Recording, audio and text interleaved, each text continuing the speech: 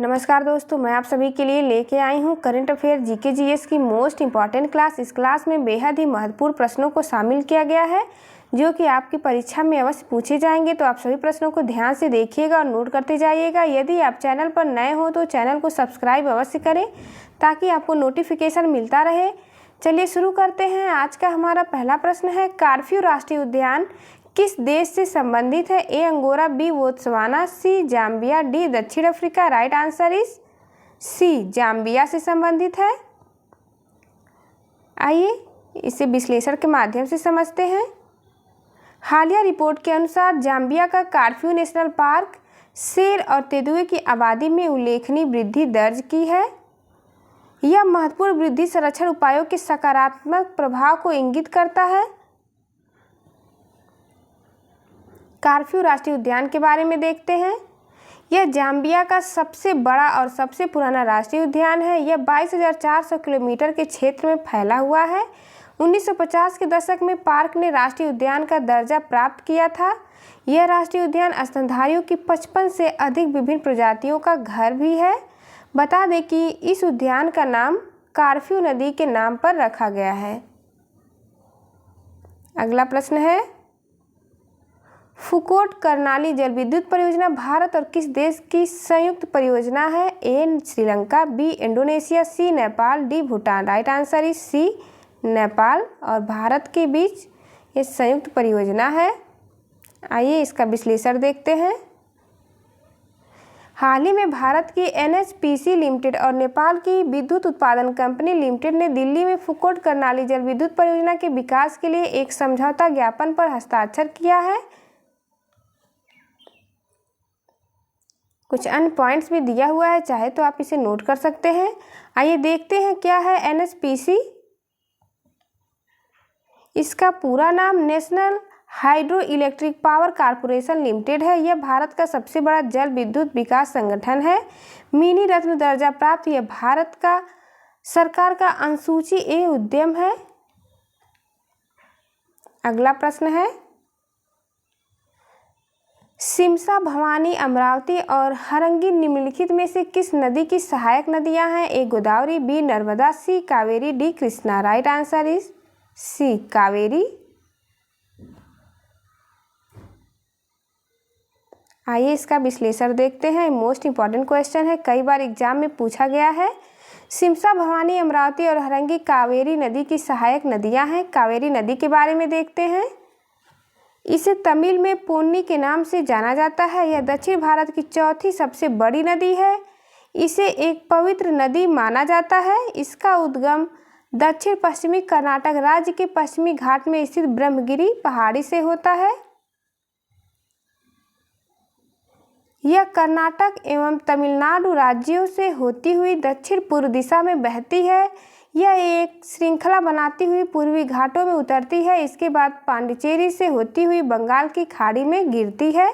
बाएं किनारे की सहायक नदियां हैं अर्कवती, हेमवती, सिमसा और हरंगी।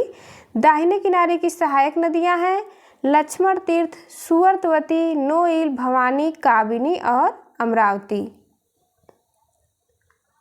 अगला प्रश्न हमारा, क्षुद्र ग्रह पट्टी किन दो ग्रहों के बीच है? ए पृथ्वी और मंगल, बी मंगल और बृहस्पति, सी बृहस्पति और शनि, डी शनि और यम। राइट आंसर इज बी, मंगल और बृहस्पति के बीच। आइए विश्लेषण के माध्यम से समझते हैं। क्षुद्र ग्रह सूर्य की परिक्रमा करने वाले छोटे चट्टानी पदार्थ होते हैं। क्षुद्र ग्रह द्वारा सूर्य की परिक्रमा ग्रहों के समान ही की जाती है, लेकिन इनका आकार ग्रहों की तुलना में बहुत छोटा होता है। हमारे सौरमंडल में बहुत सारे क्षुद्र ग्रह हैं और उनमें से ज़्यादातर क्षुद्र ग्रह मुख्य क्षुद्र ग्रह बेल्ट में पाए जाते हैं। यह मुख्य क्षुद्र ग्रह बेल्ट मंगल और बृहस्पति ग्रहों की कक्षाओं के बीच के क्षेत्र में स्थित होते हैं। कुछ अन्य पॉइंट्स भी हैं, आइए इसे देखते हैं। कुछ क्षुद्र ग्रह ग्रहों के कक्षीय पथ में पाए जाते हैं। इसका तात्पर्य यह है कि ये क्षुद्र ग्रह की कक्षा में प्रवेश का खतरा उत्पन्न कर सकते हैं। क्षुद्र ग्रहों का वर्गीकरण देखते हैं। मुख्य क्षुद्र ग्रह पेटी अधिकांश क्षुद्र ग्रह मंगल और बृहस्पति के बीच स्थित क्षुद्र ग्रह पेटी में पाए जाते हैं।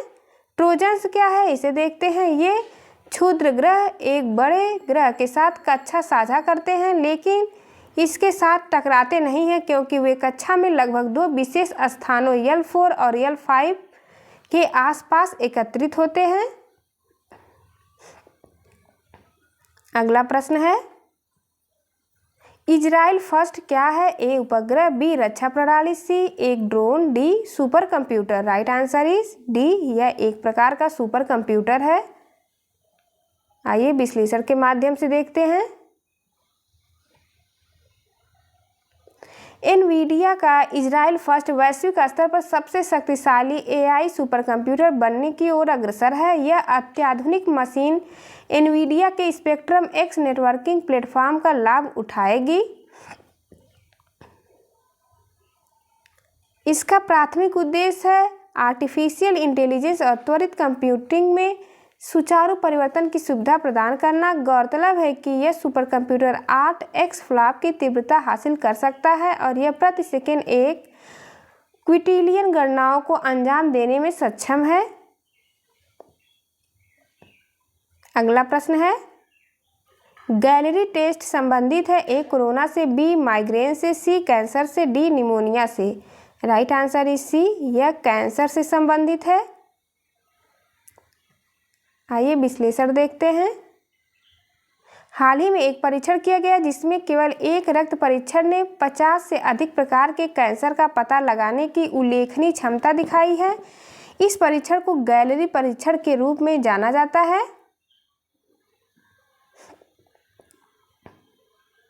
गैलरी परीक्षण का उद्देश्य प्रारंभिक अवस्था में उपचार योग्य कैंसर की पहचान करके कैंसर की पहचान में क्रांति लाना है। इस रक्त परीक्षण के माध्यम से संदिग्ध लक्षणों वाले 5000 प्रतिभागियों में से 2/3 कैंसर की सटीक पहचान की गई है। अगला प्रश्न हमारा, अकबर द्वारा आगरा किले का निर्माण किस वर्ष कराया गया था? A 1560, B 1565, C 1567, D 1570। Right answer is B, 1565 में कराई गई थी। आइए विश्लेषण के माध्यम से समझते हैं। आगरा किले के बारे में, इस किले का निर्माण अकबर ने 1565 में करवाया था। किले के भीतर बहुत सी सुंदर इमारतें हैं जैसे मोती मस्जिद, दीवाने आम, दीवाने खास आदि।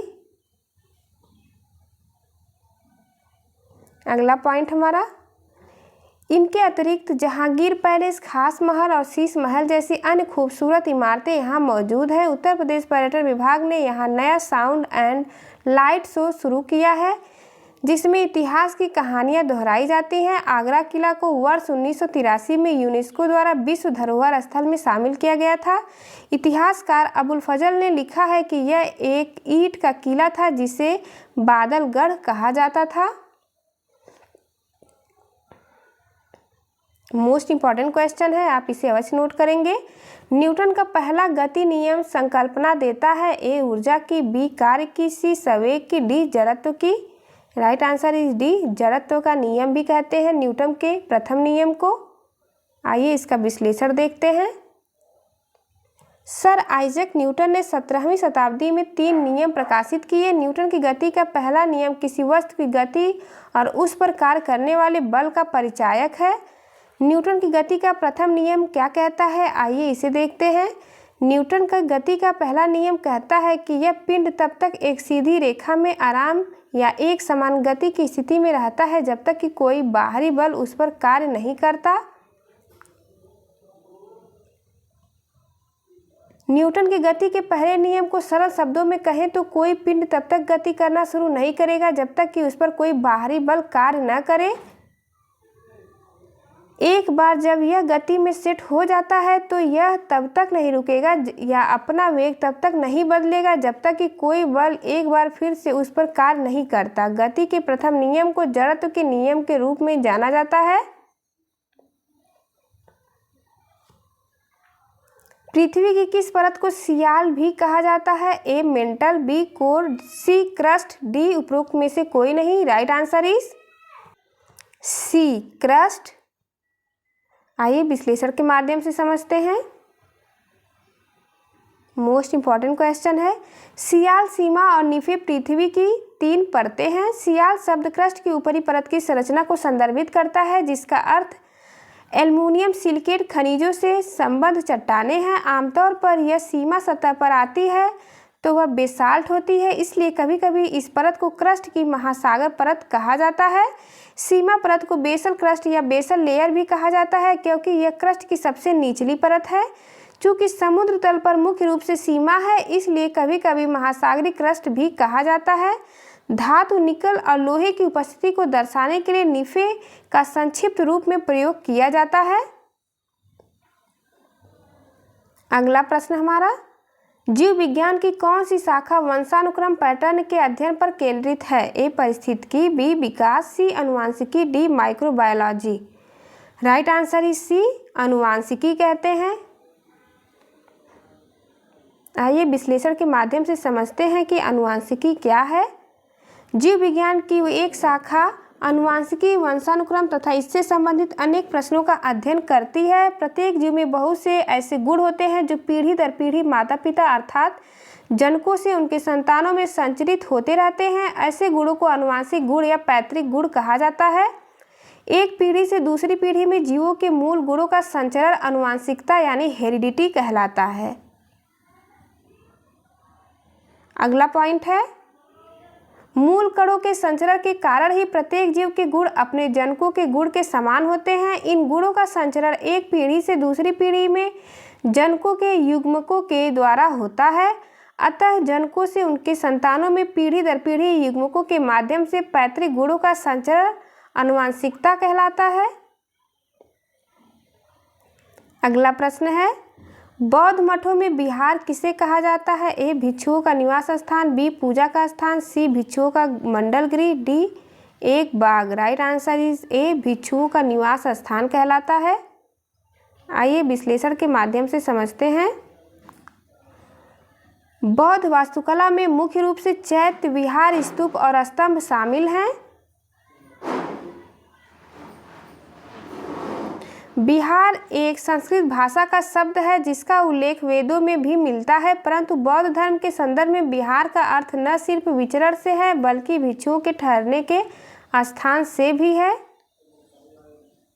अगला प्रश्न है, अमचांग वन्यजीव अभयारण्य भारत के किस राज्य में स्थित है? A Nagaland, B Arunachal Pradesh, C Sikkim, D Assam. Right answer D Assam. आइए विश्लेषण के माध्यम से समझते हैं। असम में अमचांग वन्यजीव अभयारण्य में भारतीय सेना द्वारा जंगली हाथियों के लिए एक असाधारण पहल जारी की जा रही है। इसका उद्देश्य उन जंगली हाथियों के साथ शांतिपूर्ण सह-अस्तित्व को बढ़ावा देना है जो इस अभयारण्य में निवास करते हैं। बता दें कि इस अभयारण्य में लगभग 90 जंगली हाथियों का घर होने का अनुमान लगाया गया है। अमचांग वन्यजीव अभयारण्य के बारे में कुछ पॉइंट्स दिया हुआ है, आप चाहे तो इसे नोट कर सकते हैं। अगला प्रश्न है मोस्ट इम्पॉर्टेंट क्वेश्चन, आप इसे अवश्य नोट करेंगे। कांग्रेस के किस अधिवेशन में राष्ट्रगान पहली बार गाया गया था? A Lahore, B Calcutta, C Delhi, D Surat. Right answer is B, Calcutta में पहली बार गाया गया था। इसके सभी पॉइंट्स मोस्ट इम्पॉर्टेंट है, आप ध्यान से देखिएगा। 27 दिसंबर 1911 पहली बार सार्वजनिक मंच पर भारत का राष्ट्रगान जनगण मनगण गूंजा था। कलकत्ता, जो कि अब कोलकाता कहलाता है, में भारतीय राष्ट्रीय कांग्रेस के अधिवेशन में इसे गाया गया था। इस अधिवेशन का नेतृत्व विशन नारायण धर ने किया था। बता दें कि नोबेल पुरस्कार विजेता रविंद्रनाथ टैगोर द्वारा लिखे गए जनगण मनगण को भारत के राष्ट्रगान के रूप में 24 जनवरी 1950 में अपनाया गया था। अगला पॉइंट्स है, इसे 1911 में मूल रूप से बांग्ला भाषा में लिखा गया था और इनके स्वतंत्रता आंदोलन के दौरान भारतीयों में देशभक्ति का जोश भरा। गौरतलब है कि भारत के राष्ट्रीय गीत वंदे मातरम को भी 24 जनवरी 1950 को राष्ट्रीय गीत की मान्यता प्रदान की गई थी। इसकी रचना बंकिम चंद्र चटर्जी ने 7 नवंबर 1876 को बंगाल के कांतलपाड़ा गांव में की थी।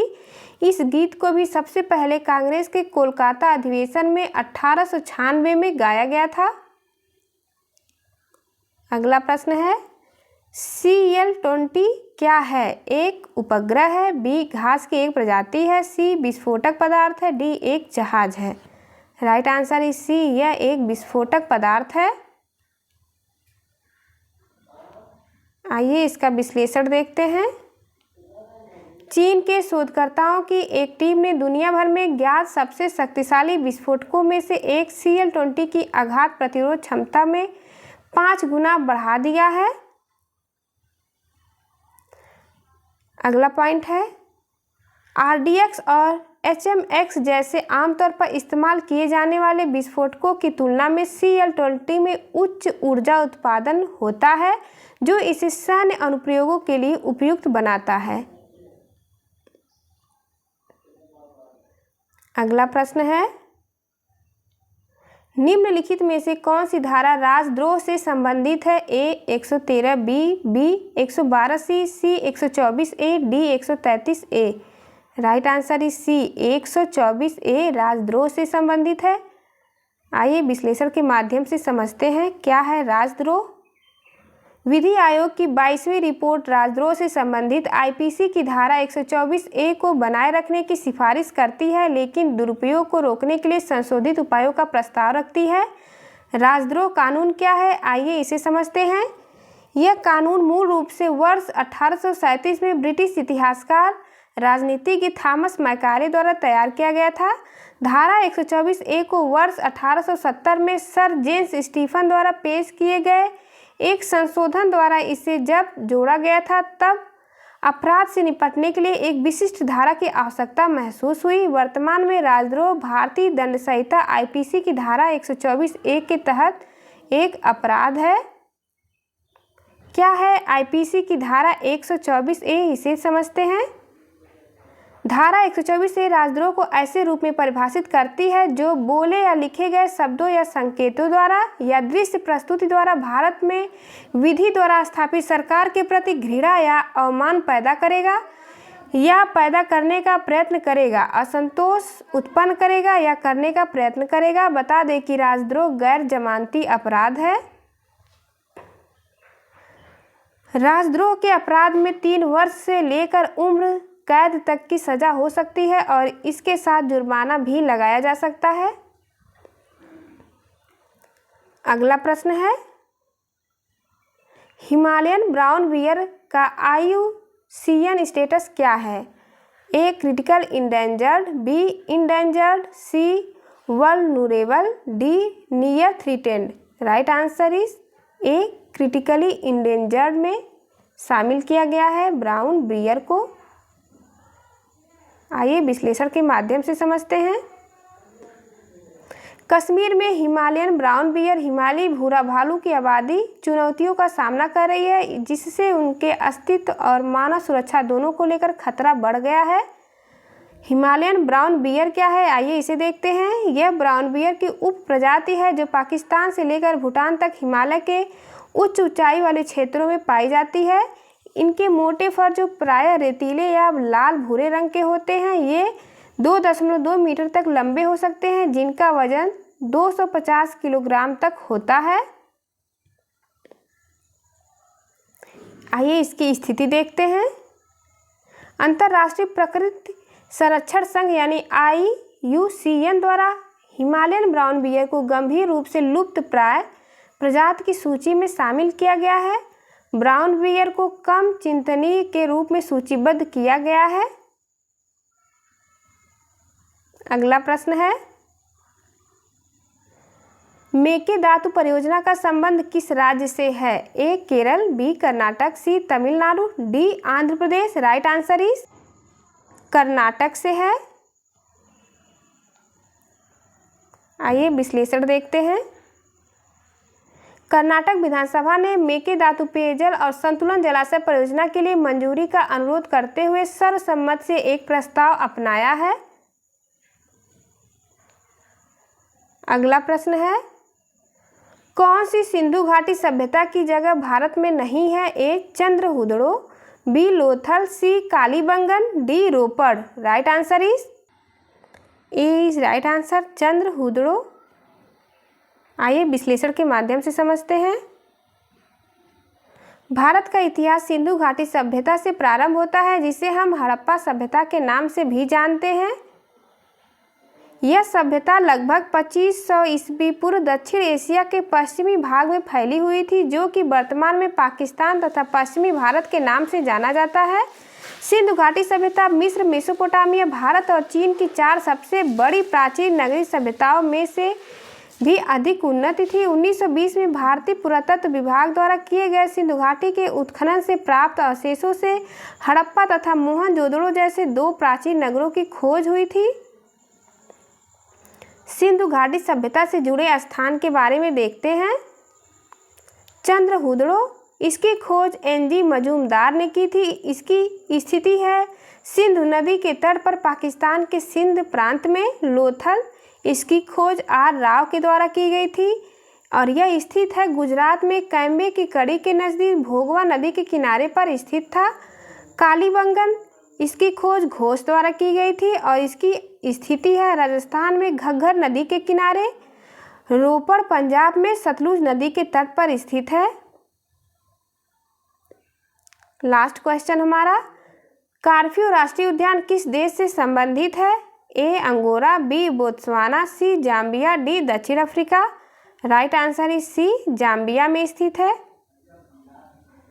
Thank you for watching. चलिए मिलते हैं आपसे अगली वीडियो में, तब तक के लिए नमस्कार।